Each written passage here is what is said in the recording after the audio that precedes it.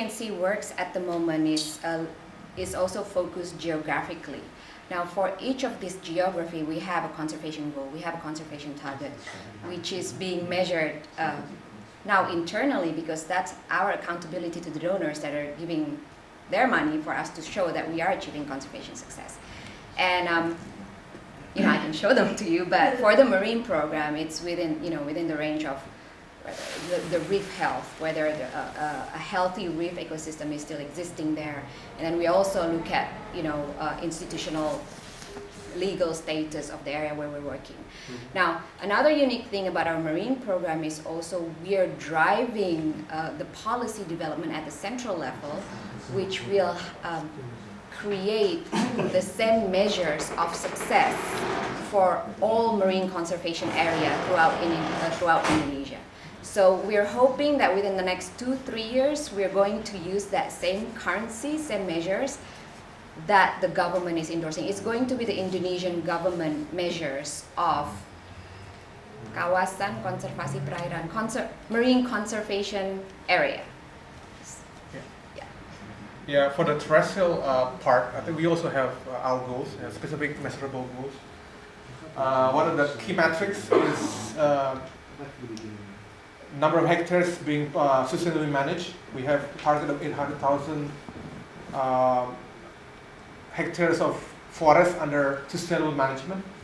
The second metric that we use is the carbon reduction of 10 million tons of carbon equivalent in the next 5 years.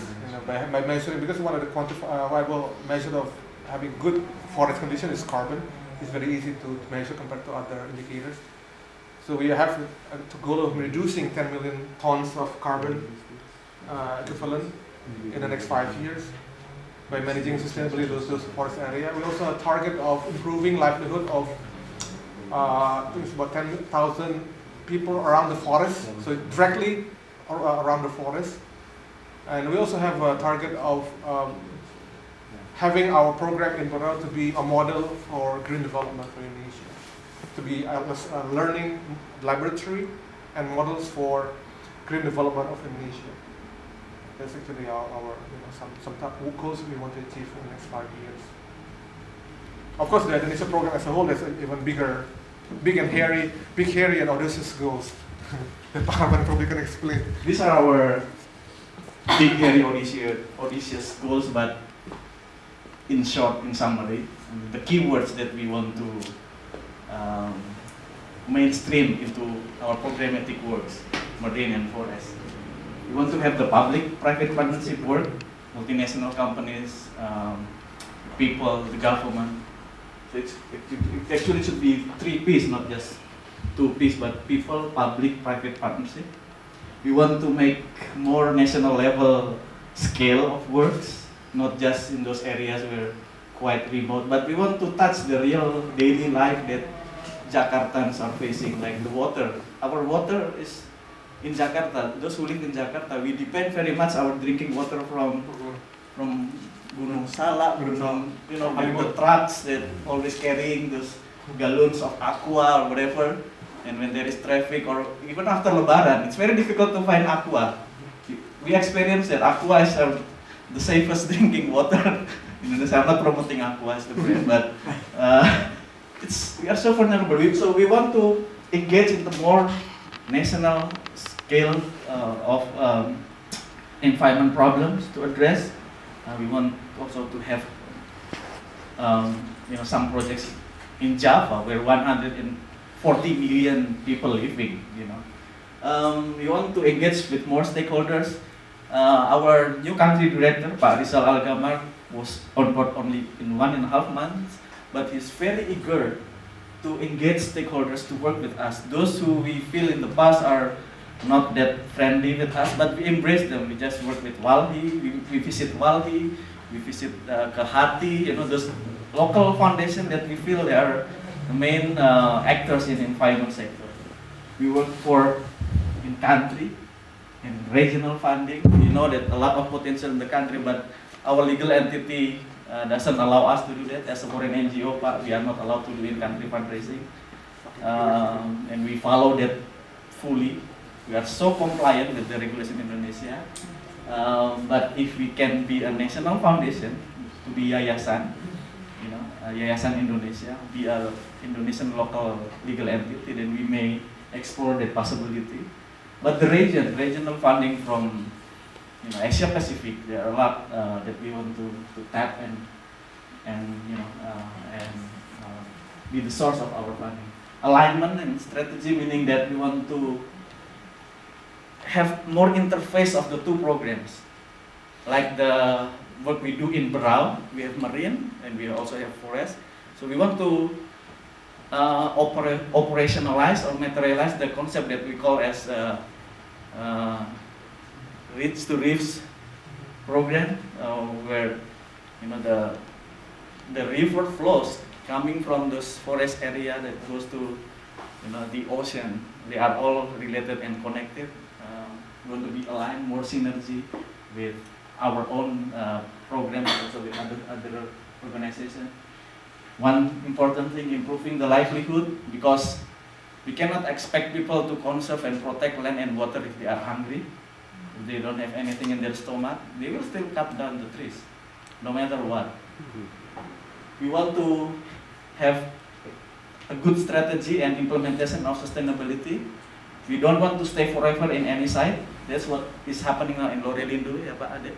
We are exiting, we hope, in a way that the local partners can continue our work there.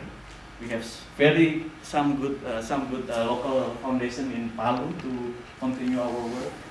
And in Raja Ampat, we already thinking of creating and helping this agency as part of the local government, as call it Badan Layanan Umum Daerah, BLUD in bahasa, that will be the body that can manage the local marine protected area, that is based, that the management will be based on the fee user system, but legally it is embedded in the local APBD, local budget, that procedures that we have to follow, so that we will be compliant also.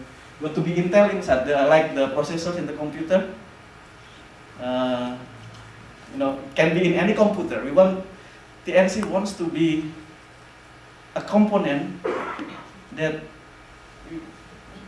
that can be the motor of something that works. We don't want to be the like the computer itself, but we want to be the the one thing that makes things work. So we don't want to do things that other organization has been doing. We want to have added value to what we do. We want to be more innovative. We want to be catalytic.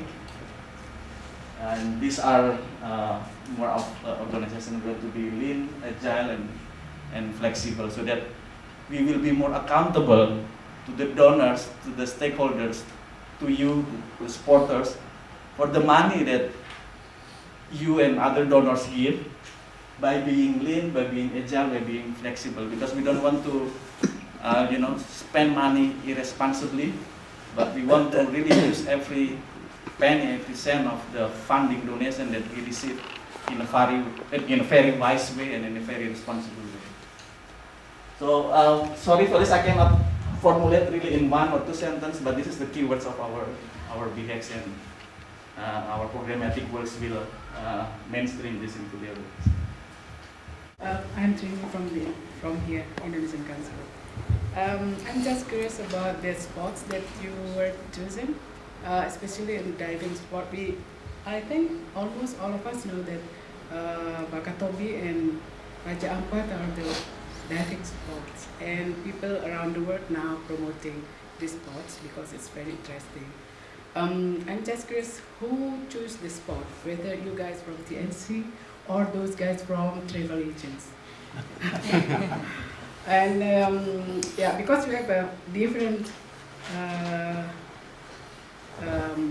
aims, it is very different from those from travel agents, right?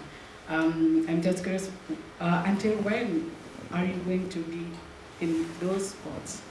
Because I know that you have limitation of time because of course, permits and etc.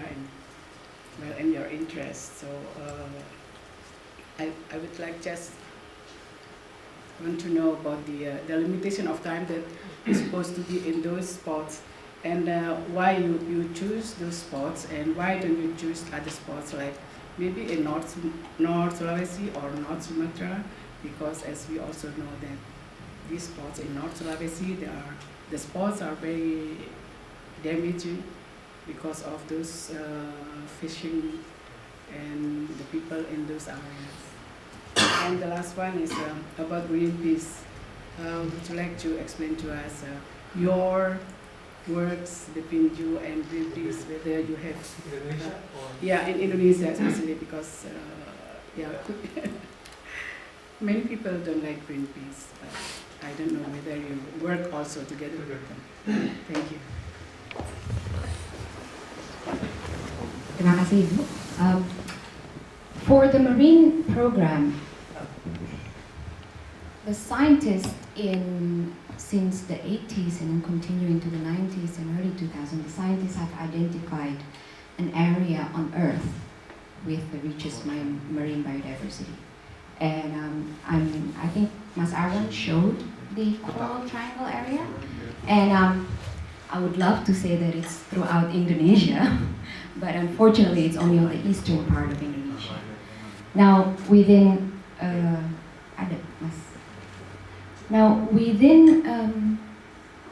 whole Indonesia, scientists have also identified seascapes.